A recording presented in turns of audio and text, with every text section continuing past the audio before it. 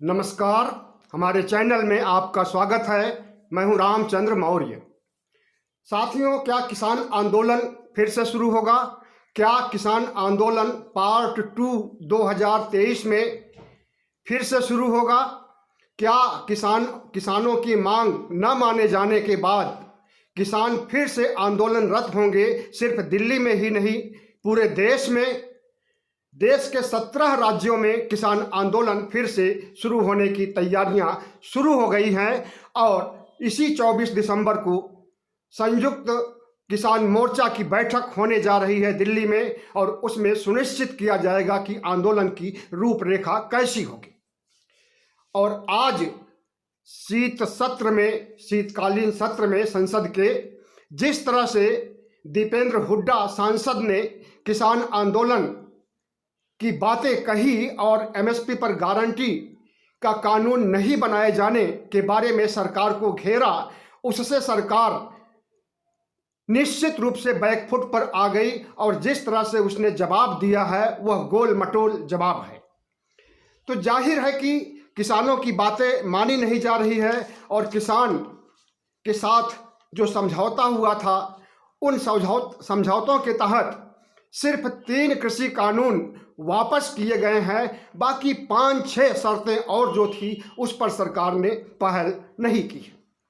और सबसे बड़ा कारण कि एमएसपी पर गारंटी के बारे में सरकार बिल्कुल भी गंभीर नहीं है और अभी तक एमएसपी पर बनाई गई गारंटी के लिए समिति जो निर्धारित की गई थी वो भी अपनी रिपोर्ट नहीं रख सकी है, या यूं कहें कि वह रिपोर्ट अगर रखेगी भी तो उसे किसान मानने के पक्ष में नहीं है, क्योंकि एमएसपी की गारंटी पर जो सरकार ने कमेटी बनाई है उसमें किसान है ही नहीं।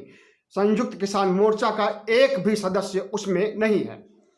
और जिन लोगों को एमएसपी की गारंटी देने के लिए समिति में रखा गया है वे सरकार के नुमाइंदे हैं और किसानों के आंदोलन के विरोधी हैं।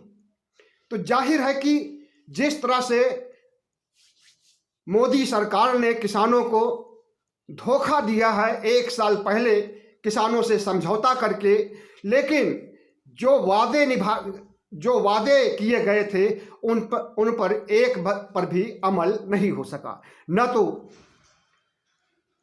750 किसान जो शहीद हुए थे उन्हें कंपनसेशन राशि दी गई, उन्हें सहायता राशि नहीं दी गई। जो किसान आंदोलन के दौरान जेलों में बंद हुए थे उन्हें भी नहीं छोड़ा गया। एमएसपी पर गारंटी के लिए सरकार की पहल वो भी निरर्थक रही। और इसी तरह से और कई अन्य मांगे थी किसानों की जिस पर की सरकार ने गंभीरतापूर्वक विचार किया ही नहीं। तो दर्शन पाल सिंह जो कि किसान संयुक्त मोर्चा के प्रमुख नेता हैं और टिकैत सिंह, दोनों बड़े नेता पूरे देश भर के 17 राज्यों में किसानों से संपर्क कर रहे हैं। और 24 दिसंबर को दिल्ली में फिर से बैठक होने जा रही है संयुक्त किसान मोर्चे की, और इसमें सुनिश्चित किया जाएगा कि 17 राज्यों में किस तरह से आंदोलन शुरू किया जाए। आपको मालूम होना चाहिए कि पहली बार जब किसान आंदोलन हुआ था और पूरे 13 महीने तक चला था तो उसमें सिर्फ दिल्ली के बॉर्डर पर ही किसान मौजूद थे, लेकिन इस बार सिर्फ बॉर्डर पर ही नहीं बल्कि दिल्ली के अंदर भी घुसने का प्रयास किया जाएगा। जंतर मंतर पर जाकर के अपनी बात रखने के लिए कोशिशें की जाएंगी। हालांकि ये कोशिशें पहले भी हो चुकी हैं लेकिन कामयाब नहीं हुई थी। और साथ ही साथ 17 राज्यों के राजधानियों में धरना प्रदर्शन और किसानों की मांगे मानने के लिए हर एक कवायद की जाएगी। जाहिर है कि इस बार किसान आंदोलन पार्ट 2 निश्चित रूप से राष्ट्रीय स्तर पर होगा और इसमें देश भर के किसानों की सहमति रहेगी, देश भर के किसान इससे जुड़ेंगे भी। लेकिन जिस तरह से भारत सरकार किसानों के समस्याओं को लेकर के गंभीर नहीं है, उससे सवाल उठता है कि क्या किसान हमेशा आंदोलनरत ही रहेंगे? क्या किसानों का हक किसानों को नहीं मिल पाएगा? क्या किसानों के खिलाफ बनाए गए कानून और किसानों की समस्याओं के निदान के लिए सरकार काम नहीं करेगी? अगर नहीं करेगी तो 2024 का चुनाव भी नज़दीक है और 2024 के पहले 5 राज्यों में चुनाव होने जा रहे हैं इसी 2023 में। तो इसीलिए राष्ट्रीय स्तर पर आंदोलन फिर से शुरू करने की कवायद की जा रही है। इसके लिए टिकैत जो कि किसान नेता हैं, बड़े किसान नेता हैं, पूरे देश भर के किसानों से मिल रहे हैं, संपर्क स्थापित कर रहे हैं और उन्हें जागरूक कर रहे हैं। इसी तरह से दर्शन पाल सिंह और कई नेता पूरे देश में घूम करके जो माहौल बना रहे हैं, उस माहौल से तो यही लगता है कि निश्चित रूप से जो पिछला आंदोलन हुआ था किसानों का और सरकार को बैकफुट पर ला दिया था, मोदी सरकार को घुटने पर ला दिया था, मोदी सरकार को माफ़ी मांगनी पड़ी खुद टीवी के माध्यम से, मीडिया के माध्यम से। जिस तरह से प्रधानमंत्री मोदी ने कहा था कि हमारी तपस्या में ही कोई कमी रह गई और मैं किसानों को अपनी बात समझा नहीं सका, और उन्होंने जिस तरह से किसानों से माफ़ी मांगी और 3 काले कानून वापस लेने की घोषणा की थी, तो काफ़ी आस जगी थी कि अब किसानों की मांगे मान ली जाएंगी। और उसके अलावा लिखित गारंटी दिया था सरकार ने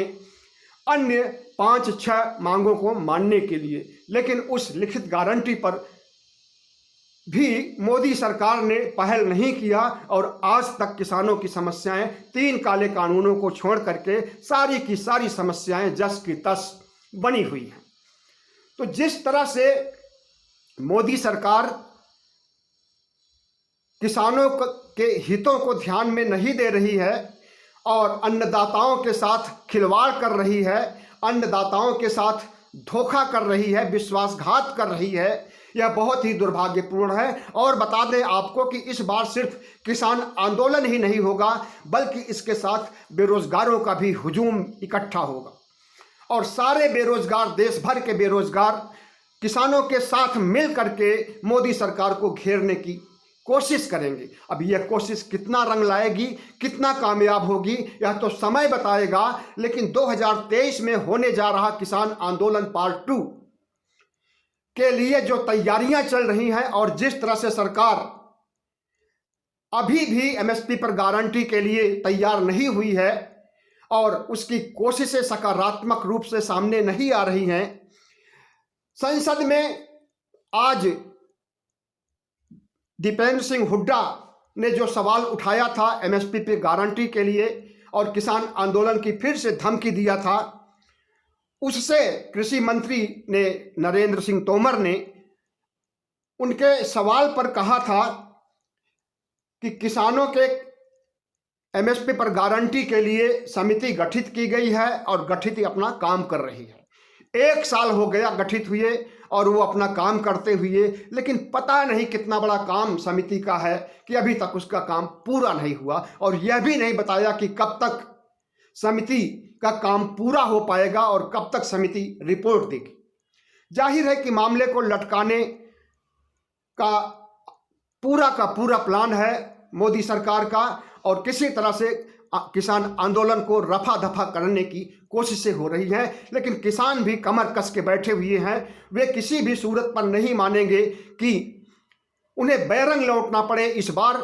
जिस तरह से उन्होंने पहले आंदोलन में मोदी सरकार को झुका दिया था, माफ़ी मांगने के लिए मजबूर कर दिया था और जिस तरह से माफ़ी मांगा भी प्रधानमंत्री नरेंद्र मोदी ने, उसी तरह से दूसरे आंदोलन किसान आंदोलन पार्ट 2 में अपनी सारी बातें मनवा करके ही किसान आंदोलन के नेता वापस जाएंगे।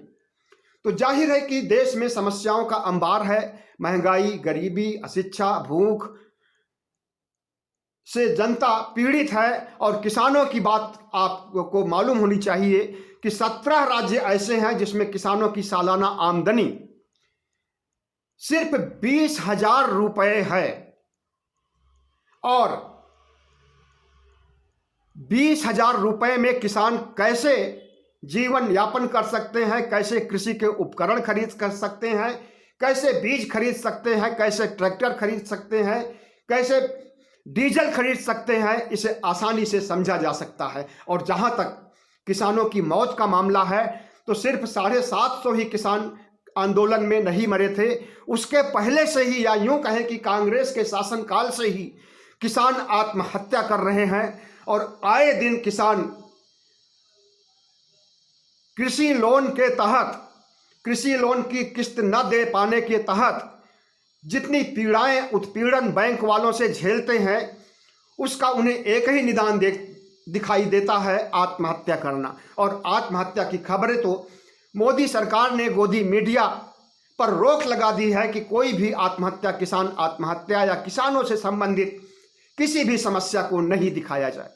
तो जिस तरह से मोदी सरकार किसानों के तरफ से आंख बंद कर ली है, किसान भी चुप बैठने वाले नहीं हैं और उन्हें पता है कि मोदी सरकार जब चुनाव आते हैं और एक व्यापक जनसमूह किसानों का जब उन्हें घेरता है और आंदोलन को तेज करता है, तब उनकी आंख खुलती है और तब वे माफ़ी मांगने तक के मूड में आ जाते हैं। तो जाहिर है कि जिस तरह से किसान आंदोलन शुरू हुआ था और मांगे मानने के बाद जो आश्वासन दिया गया था, जो वादा किया गया था, उसे नहीं निभाया गया है, तो उसके मद्देनज़र फिर से 2023 में किसान आंदोलन रत हो गए। इस बार का किसान आंदोलन कितना कामयाब होगा वह तो भविष्य बताएगा, लेकिन इतना निश्चित है कि 5 राज्यों में चुनाव होने जा रहे हैं 2023 में, और उसके बाद फिर तुरंत लोकसभा चुनाव आ जाएगा। और अब देखना है कि मोदी सरकार की क्या रणनीति होती है और किसानों के साथ वे दमनकारी रवैया अपनाएंगे, उन्हें जेलों में ठूंसेंगे और उनके साथ क्रूरता करेंगे या फिर उनकी मांगों को चुपचाप मान लेंगे। बहुत बहुत धन्यवाद। हमारे चैनल को सब्सक्राइब कीजिएगा, लाइक कीजिएगा और शेयर कीजिएगा।